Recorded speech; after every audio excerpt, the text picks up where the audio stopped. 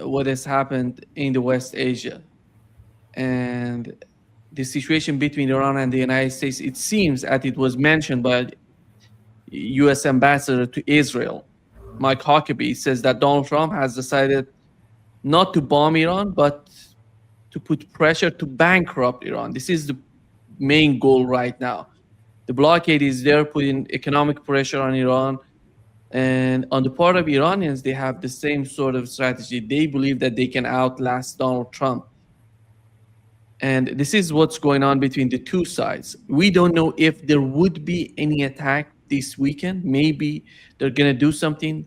The invasion of the Hark Island, in my opinion, is still on the table in Washington. They're thinking of it because one of the last thing they can do with the invasion, with putting pressure on Iran, would be the Hark Island. How successful that could be is in question. And we have the new architecture. We have the new military pact in the region, which is Pakistan, Turkey, and Saudi Arabia. Go ahead and your understanding of what's going on. Well, I think in a nutshell, the United States sustained a strategic defeat in the region and they cannot accept it. So we have the process of rearranging the chairs on the deck chairs on the Titanic, so that the music can keep on playing until the vessel capsizes. Invading the Karg Island would be even dumber than starting this war in the first place. I do understand that the U.S. troops in the region are all gung-ho. They can't wait to go risk their lives in a war for Israel. So the morale seems to be really, really high, according to the reports. Apart from soldiers, having to be kept from jumping overboard to commit suicide. Apart from that, everything is awesome. So I think it's just a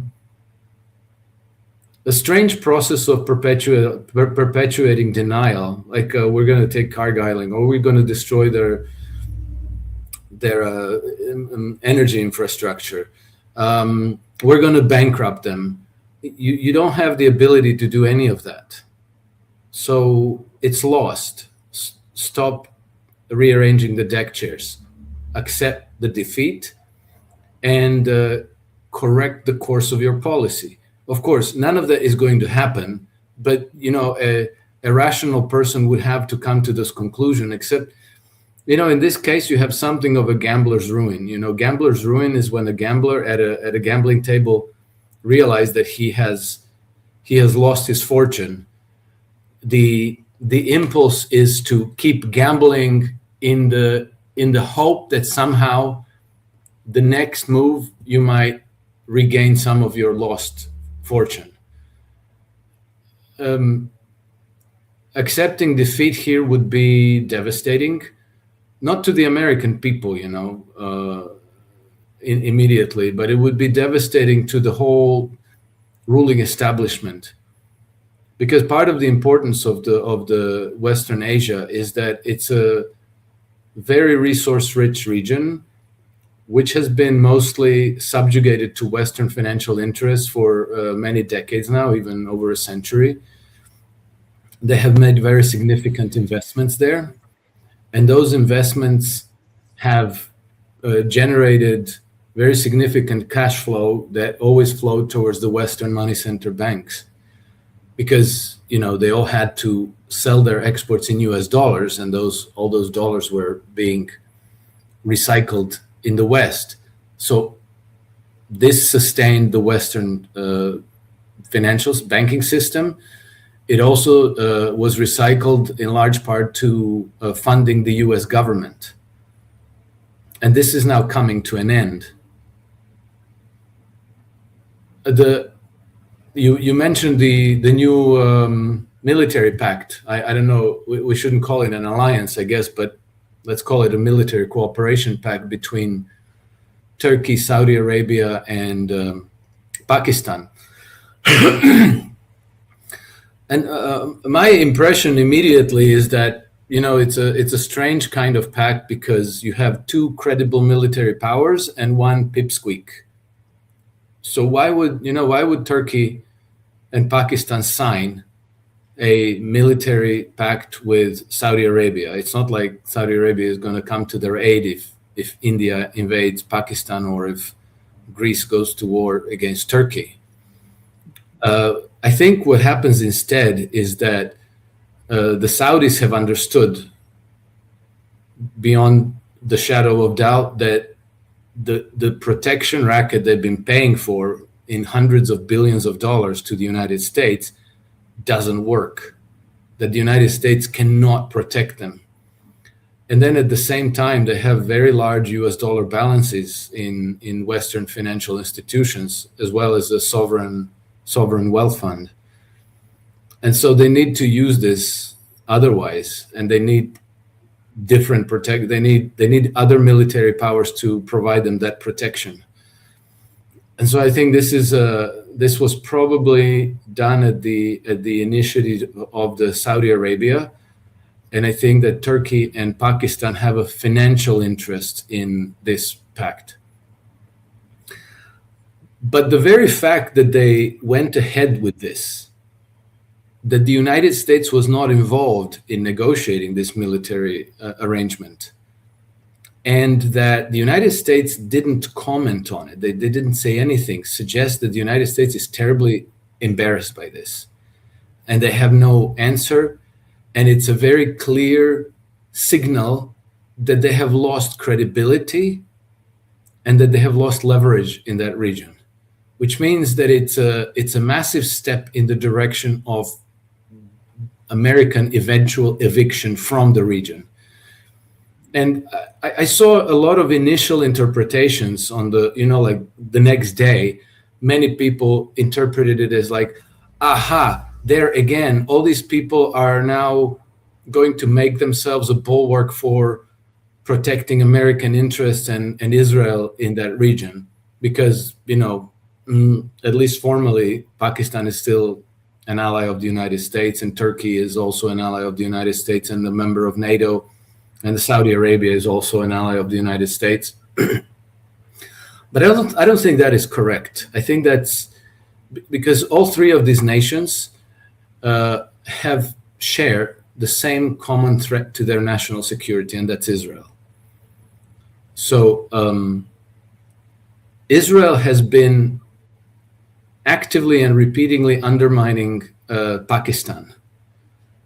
Already since the 1980s, they even had these operations together with India to try to destroy Pakistan's nuclear program.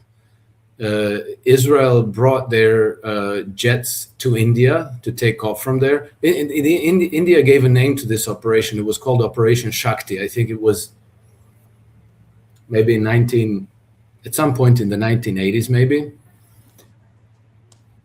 But the Pakistani ISI got the information about this and then issued a threat to Israel and issued a threat to India. And India didn't like the prospect of going to an all-out war against Pakistan, so they just kind of withdrew from that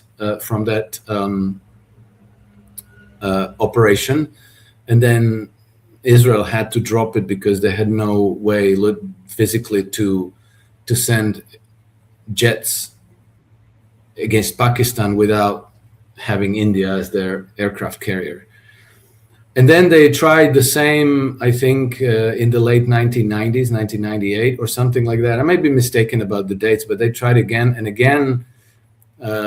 Pakistani intelligence got wind of the developments, and then they went public with this in the United States and in the major network, and that killed the whole deal. But basically, and then just about a year ago, the Israeli officials were saying that when we're done with Iran, Pakistan is next. We cannot have a Muslim nation with a nuclear program that has to be destroyed. Turkey has its own issues with Israel. Even though the Erdogan government, they talk a lot, they cooperate actually with Israel, and they supply them with fuel and God knows what else.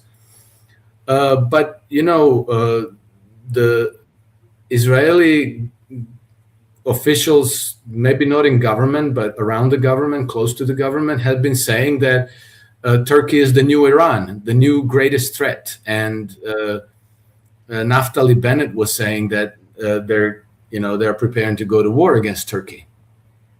And they do share an area where they both have territorial ambitions, which is Syria. And then Saudi Arabia is a large part of Saudi Arabia is envisioned as part of the Greater Israel project. So Pakistan, Turkey, and also the Greater Israel project also includes part of the Turkish territory. So all three of these nations have the same common threat, and that is Israel. So the idea that they would create a military alliance in order to protect Israel just doesn't stand up to logic. And as far as Iran is concerned, I believe that even though Iran is not part of that agreement, it would be too delicate and too complicated. At this point, I'm convinced that Turkey, Pakistan, and Saudi Arabia, all three of them, can come to a constructive understanding with Iran, and there's no need to prepare an alliance for some future war against Iran. I don't think that's the idea, and I don't think that anybody really wants that. So I think it's an alliance that is foreshadowing the eviction of the United States and the United Kingdom from Western Asia. And it's also maybe the beginning of a new security architecture in the region that's going to be compatible with what Russia and China have been trying to do with Iran. There's no changing the fact that the 800-pound gorilla in the region is Iran, and that everybody's going to have to reckon with that. Pakistan and Turkey. And I'm sure that they will not have difficulty to coming to an understanding, to basically creating peace for that region for the first time since the British got involved. I think the point you mentioned about Saudi Arabia is so important, because Saudi Arabia is in dire need, in my opinion. They need to improve the relationship with Iran. And that's not going to happen before putting an end to the conflict with Yemenis. In the latest announcement statement of the Iran National Security Council, it mentions the MOU was, they mentioned in the first clause of the MOU, they mentioned Lebanon and all fronts. But right now they're putting out what do they mean with the all fronts? It goes to Palestine. It goes to Palestine, Lebanon, Iraq, and Yemen. It's not going to be, the time is not is somehow complicating the whole issue. I assume Donald Trump had some sort of opportunity after signing the MOU to reduce the tensions. But right now, as time goes by, Iran is doubling down. I don't see any sort of sign in Iran, in the Iranian government to back down. They're just going forward.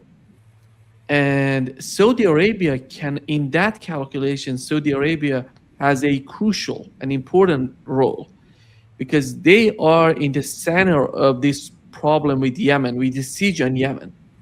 If they back down, if they communicate with Yemenis, with the Iraqis, that's going to be a huge change. And I see the role of Turkey and Pakistan coming together. I see these two countries influencing Saudi Arabia more than Saudi Arabia influencing these two countries.